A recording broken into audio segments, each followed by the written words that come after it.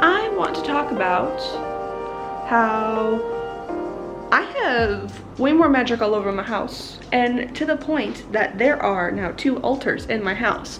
You might have noticed that within the recent times I have now a working altar by a window, and then I have my other altar in my bedroom, which is what I would consider my more, this is the one I dress up more. It is the one that I'm not so keen to get messy. I tidy it up more often. If I have something placed there that is a little mundane, it feels weird and odd to me. I don't want to do that as much. Whereas this one clearly can be a bit of a mess with some chaos all around it, and it's fine.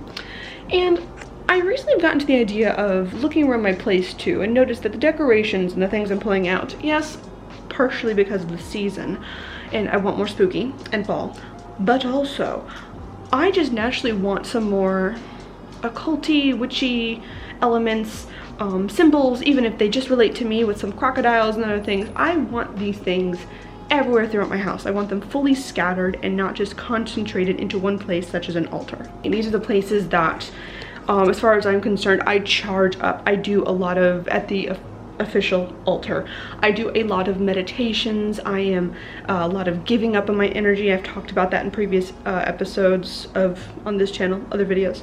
And I do that at the fancy altar. That is my altar where I sit down, I throw it up to the universe, to my deities, I ask for questions there. It is very, the place where I do a lot of more Sabbath-based rituals. That is where that happens.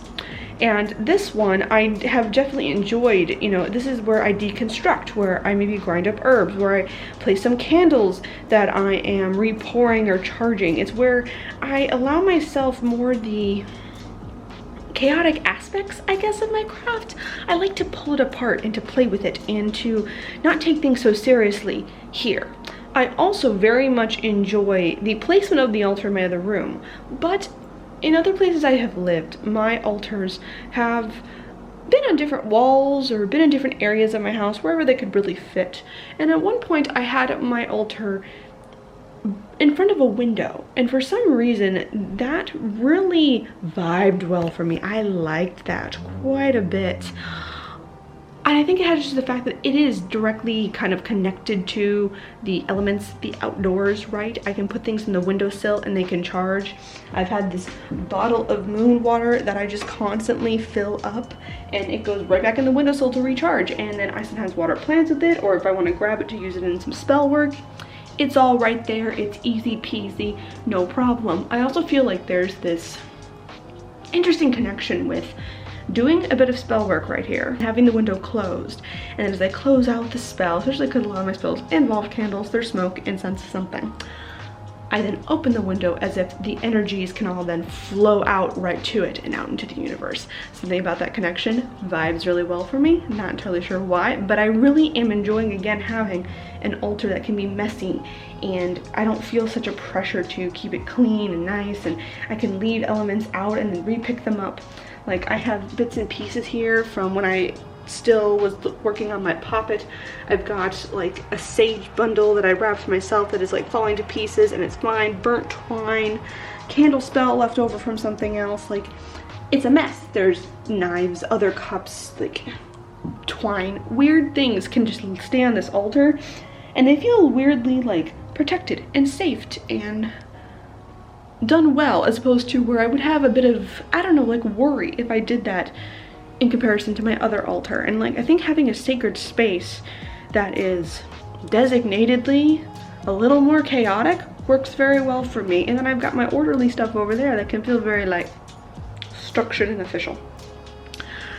And as much as I also love altars, there's no light, where'd the lights go? There we go. As much as I like altars, I also have this need to fight against, you know, the idea that things have to happen in a certain place. If the magic comes from us, then wherever we go, the magic can happen. And so having also just the fact that my home is more of a sacred space, I wanted almost every corner to have a bit, an element, something that reminds me about the magic that I'm constantly trying to bring into my life.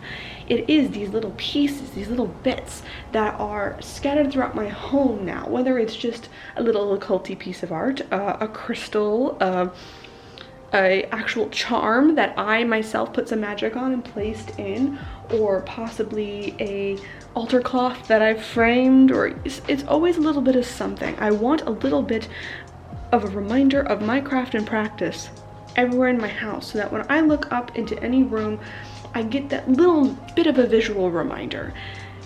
And for some reason, I was so like, in doing that, which was weird because one, I live alone. And especially in the year 2020, no one else comes in my house. It's my house.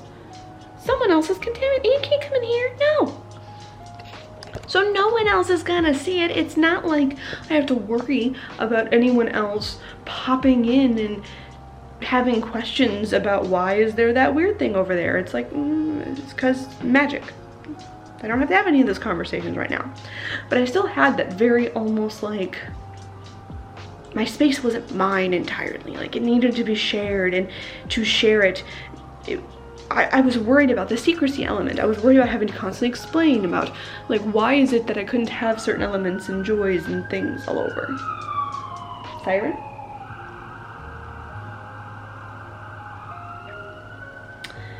And eventually I just had to kind of slowly but surely come to terms with, it's my damn house. I can put stuff where I want to put stuff. And if putting little bits of elements and reminders all over makes me happy, then cool. Because as awesome as altars and official spaces are for that big magical oomph, I think we also need reminders all the time that magic can be casual as well. It doesn't always have to be this big to-do.